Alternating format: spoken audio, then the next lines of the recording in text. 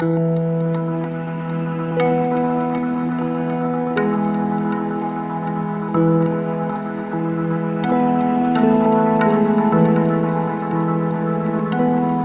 there, this is Mike, and you're listening to Feeling Twisty. I'm really glad you're here.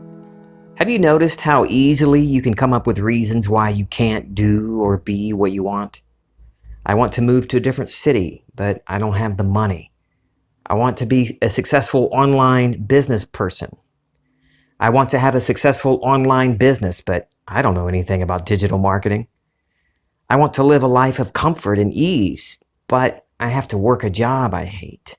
I want to find love, but I have these flaws, you see. There is no actual restriction keeping you from your desire's fulfillment, except for your belief that it's impossible. When you have a desire to have something or be something you are not now, your mind will throw up all kinds of thoughts about how what you want is only a pipe dream. It's ridiculous. And those thoughts spring from the state of consciousness in which you're dwelling. You feel that lack is a very real thing in your life, in life in general. So from that feeling of lack, that state, thoughts of lack continue to show up. And since you are so identified with the state of lack, you continue to give life to thought after thought of all the ways your life can continue to be miserable. My life is everything that I am aware of for myself and others. Everything that I hold in consciousness for me and others is what I experience in this world. So from my state of consciousness comes all kinds of thoughts. Not all bad, likely only a few compared to the thousands of thoughts I have in a day. But from a state of lack or less than, I tend to hold on to those thoughts that affirm my state. I hold on to them because I believe them, and I believe them because I hold on to them. It's a loop of thoughts and feelings that confirm who and what I assume I am. And since I keep choosing those thoughts and feelings again and again, I perpetuate the state I am currently in. There is no reason to fear or fight your thoughts. With the thousands and thousands of thoughts you have a day, you'd be exhausted trying to fight every one you didn't like. I used to be terrified of my thoughts. I thought that meant that I'm screwing this up. Oh, I had a negative thought. Oh my gosh, hurry up. Let me go sit back down in the silence and redo my imaginal scene. Let me revise. I was recently talking with a friend who said that he believes me, but he has all these thoughts that come up that tell him that he's wrong, that he can't be who he wants to be. And he's just so tired of his thoughts, and he's fearful of his thoughts. I can't get rid of them, he told me. The thoughts have no power unless I choose to give it to them. When I was a child, I loved when the carnival would come to town. I was too small for the ride, so I would beg my parents to take me to the games. There wasn't much I could do there either. I was too short for the water pistol game and the darts, but there was a little game just my size, a little game of ducks. It was an easy game. I was going to win every time I convinced my mom to plop down a couple of dollars to play the game. It was an oblong tub of water that formed a little lazy river for a bunch of rubber ducks. These ducks were many different colors, and they did nothing but float along the current created by a little pump at one end of the container. Each duck had a number on the bottom of it, which corresponded to a prize. All I had to do was select my duck and show the prize number to the man behind the counter. Our thoughts are like those ducks, floating along the river of consciousness. Many different colors of thoughts, thoughts of success and failure, of love and heartbreak, of wealth and poverty. I can select any one of those thoughts at any time and examine it. I put my attention on it and believe it. And I start noticing more and more thoughts of similar nature drifting by. And I grab them too, holding a bunch of them in my arms as if it were hand sanitizer and toilet paper. Before I know it, all of my thoughts are on failure, lack, disease, and sorrow, because that's what I believe in. And so my beliefs bring up more thoughts of failure, lack, disease, and sorrow for myself and those that I love. Just like those little ducks, I can choose any one I like, and I can let any and all others that I do not want to entertain float on by. You are not your thoughts. You are not the mind or state of consciousness having those thoughts. You are the one aware of those thoughts. You aren't your childhood memories or your worries about all the ways your future can go wrong. You are the one aware of those thoughts and those memories. When you have a desire and then quickly counter it with all the reasons why you cannot have it, you limit your limitless self. And when you buy into those thoughts, the walls of the cage of lack slam down around you, keeping you right where you are. And from that state of consciousness, you'll continue finding every reason in the world to reinforce your assumptions. We think that events outside of us go certain ways, and so we just assume that's the way it's always going to go. But it's our assumptions that create those circumstances that seem to be outside of us. We've got the cause and effect reversed. I used to think I had to coerce people to change, manipulate circumstances to get the things I wanted, to have the life I thought I deserved. They have to do something for me to be happy. They need to do something for me to have the peaceful, prosperous life that I want. That belief in outside forces and proving myself worthy of blessings came from an ignorance of who I am. I was ignorant for many years, many lifetimes, always looking for things outside of me to bring me the peace and happiness I sought, to fix the things that were broken inside me. The teacher Muji says, sometimes we are targeting the symptoms in life, but the real cause in life we're missing, the understanding and recognition of our true nature. This is the one medicine for everything. Our true nature is consciousness, or awareness, or God, or imagination. There are many different names, many different ways we describe this. The Old Testament says the name of the Lord means self-existent one. Well, when the self-existent one tells Moses his name, he says, I am who I am. I am that which I am. The primary definition in Strong's Concordance of the word translated as I am is to be. Joshua 3:10 says that the living God, the living I am, is among us. And the word translated as among also means inward part, faculty of thought and emotion. This God out there is really within me.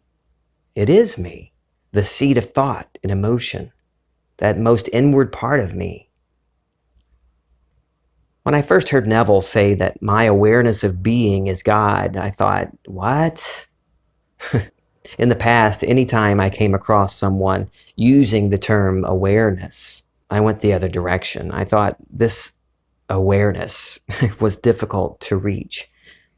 I mean, as far as I knew, what I could tell, you had to meditate daily and spend hours and hours doing it and end up giving up everything in your life to find it, to find this awareness. But it isn't difficult. And it isn't anything to obtain, to get. I don't have to spend any time meditating. I don't have to strip myself of all personal belongings and live under a tree. You're aware of the sound of my voice right now. You're aware of where your body is right now. Aware of what you see around you. You're already aware. You just don't realize that the being that is aware of the sound of my voice is that very same awareness that Neville is talking about. See, you're already it. No search needed. Nothing to do. You're already experiencing the contents of your consciousness. Look around you. Notice all of the things that are going on in your life. And you might think, well, that's the way it always goes. It always goes that way because that's what you're assuming to be true. So if I am pushing out into the physical plane what I am imagining, why not imagine differently? That's what I love about Neville, how simple he makes it. If you've read Neville, listened to his lectures, you know he talks about imagining a scene that implies your wish is fulfilled. He didn't say you had to imagine a scene, that you had to sit down and construct a scene. He taught that as a way to notice how simple it is to change our lives and how we've been doing it all along. We're never not assuming, imagining. Do you have to construct a scene? No. You are already smack dab in the middle of an imaginal act that you call your daily life. You make little assumptions all day long based on previous assumptions about your body and your financial prospects, about life in general. Teachers for thousands of years have used different ways to describe who we are and what life really is. One of my favorites is that life is a dream. In a sleeping dream, all of the characters in our dreams are characters made from our own consciousness. They all seem so solid and real. And the characters in the dreams believe they are solid and real as well. And we can use all of our senses in our sleeping dreams too. I read somewhere that that's incorrect, that our mind only assembles these sensory experiences when we wake up and think about the dream, that it comes from the mind. Our mind takes these little flashes of symbols in our dream and pieces it together into a story and creates the sense of senses. It's only in the mind, this article said. I agree. It is in the mind. Isn't that what happens when we are awake as well? Our mind interprets energy as colors, the voice of a loved one, the smell of bacon. Our body picks up the signals, and it's our mind, which isn't the brain, that assembles these things into images, into experiences. There's nothing in what we call the real world that is experienced outside of our awareness of it. It is always an internal experience. You look up at the night sky and see the wonders of our galaxy, but it isn't separate from you. You're not experiencing it separate from you. Everything is a first-person present tense experience. These images, these things you call stars up there, are experienced within you. Psalm 18:12 says, "The Lord is my rock." Rock is a symbol of strength and security. Said another way, beingness is my rock. My awareness of being is my rock. My I amness is the source of my strength, my security. Deuteronomy 32:18 says, "You have forgotten the rock who begot you. And the rock is the Lord, I am. I have forgotten that I am only experiencing what I am being within." I could always come up with reasons why I can't be the person I want to be. But I begin countering those reasons why I can't do what I want with a simple challenge. Who says? Who says I have to spend years rebuilding my credit score to become financially free? Who says I have to have a mortgage to own the house I love? Who says I can't be a loving husband and father? On and on. Every time I noticed those buts, these little devils whispering in my ear, telling me I'm not good enough or smart enough, to have and be what I want, I challenged them with, who says? Well, I discovered I say. I am the one who has been saying I cannot be successful. I am the one with a death grip on my past, dragging it along with me into my present moment.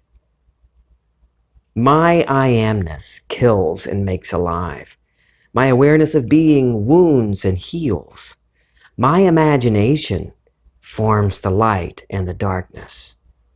I am the only one who can keep me from the life I want. I can be successful just as easily as I have been a failure. None of this truly exists anyway. It's real, but it's still a dream. Just as the people, places, and things are solid and real in my sleeping dream, but they don't really exist. They don't stand up apart from my consciousness. It's the same way with what we call the real world. It seems so solid and real, but none of this stands up apart from awareness. The only reason changing my life seems so difficult is that I continue to hold on to the way things used to be. Have you noticed how most movies follow a certain formula, a pattern? Writers know that we like to be comfortable. We like the formula. We like it to be easy, routine. We know that a romantic comedy will end with the two getting together, even though it looked like they wouldn't about halfway through the movie. And we know that the hero in an action movie will be victorious in the end. I fell in love with police procedurals as a kid. Dragnet. Oh yeah. It always starts with a crime, then the investigation, and then an arrest. I know it's going to start this way and end a certain way. In recent years, I've gotten bored with those types of shows. The names are changed. Maybe it's set in the past or the future, a small town or a big city, but there's a cookie-cutter feeling that I notice in many movies.